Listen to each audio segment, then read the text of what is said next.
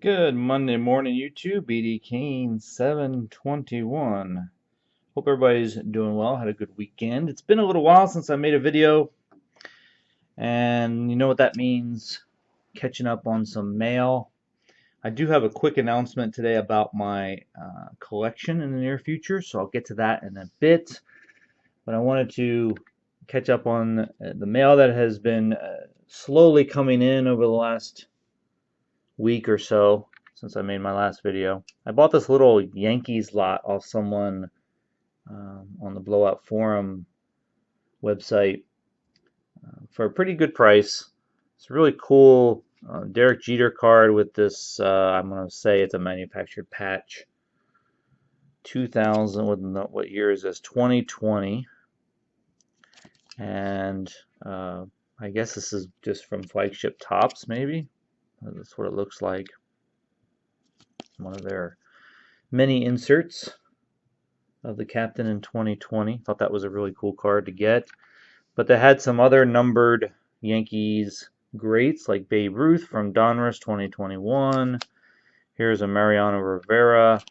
I'm going to say this is a silver pack black from 2020, I think. Really cool. It's numbered out of 199. Babe Ruth was numbered out of 2021. It's really awesome Garrett Cole green, which is numbered out of 99 from 2020, I believe. And they just threw in this Austin Wells first Bowman paper. I don't know who he is, whether or not he's a good prospect or not. I also brought in some PC items. Mike Trout 2017 tops, Mike Trout 2016 tops. This is unfortunate. There's a little bit of a ding on the top left corner of that card. So kind of a bummer there. This is from the silver packs from 2020, I believe. Oh no, 2021. So this is a silver pack Mike Trout. This is a Bowman Mike Trout. Looks like it's a 2021 Bowman, the chrome version of it. Thought that was a neat card to get. And then for the Machado PC, I ended up pulling the trigger on this card's 2020 Topps Chrome Blue. One of my favorite sets. I didn't make the set in that year, but I really do like the way the blue pops. These are numbered out of 150. You see Machado in the old blue uniform of the Padres. 2021 Bowman paper pink, numbered to 299 of Machado. Pretty cool card. And then probably my favorite card of the bunch is the red foil of Tatis from 2020 with the Rookie Cup opening day. Really cool looking card in person. Doesn't really do much on screen, but when you look at it in person, the shine is really cool. So glad to pick that up. Did pick up a Bo Bichette rookie card from 2020? Yep, 2020 Bowman Chrome. And the last card is what they call the penultimate card of my 2020 purple set. I finally pulled the trigger on one of these Yordan Alvarez purples. I paid a lot of money for this one. I don't think he's worth it, but in the short term, I don't think I'm ever going to find too many of them, so I just went ahead and did it. It's numbered at a 299. I only need one more card of 2020 Topps Chrome Purple, and that would be Zach Gallen. I know there's been a few online. I just haven't pulled the trigger yet on them. So I think I probably will do that in the near term, just to finish out that set and move on to the next one, which is the topic of my announcement today. Normally, I don't do any other sets other than Topps Chrome each year.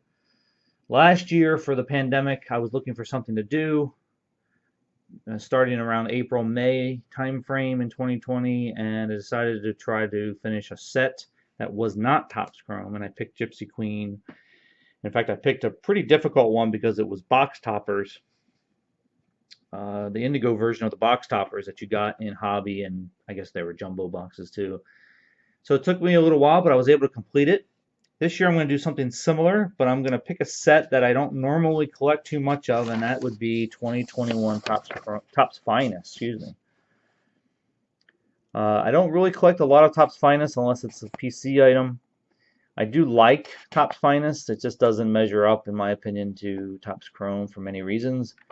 But this year, Topps Finest has a lot of choices of refractor parallels, as you can see here.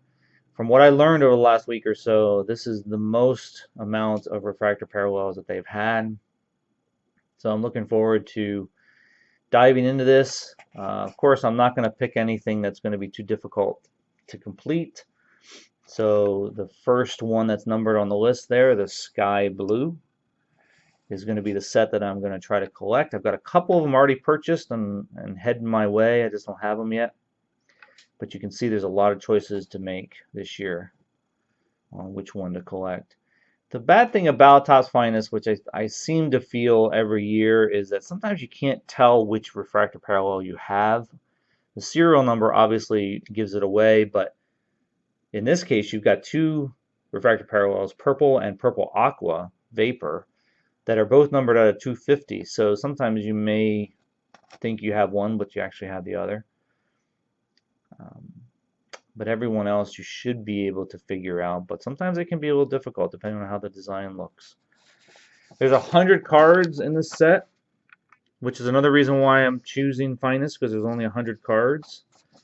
My goal is to keep the price under $1,000 in total, which means $10 a card.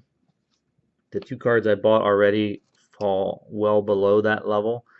I know there's going to be a dozen or 15 cards that I'm going to spend a lot of money on, but the rest of them I'm hoping will fall underneath that $10 mark. So if you guys know anybody who has any of these, or if you have any of them yourself, let me know. Would love to make a deal with you, and you can help me get to my finish line. Alright guys, that's it for today. Don't know when my next video will be. Maybe later this week. I've got a few things coming in, and we'll see if we get them in time for a video on Friday. Alright guys, give me a thumbs up if you appreciate the video, and I will talk to you guys soon. See ya.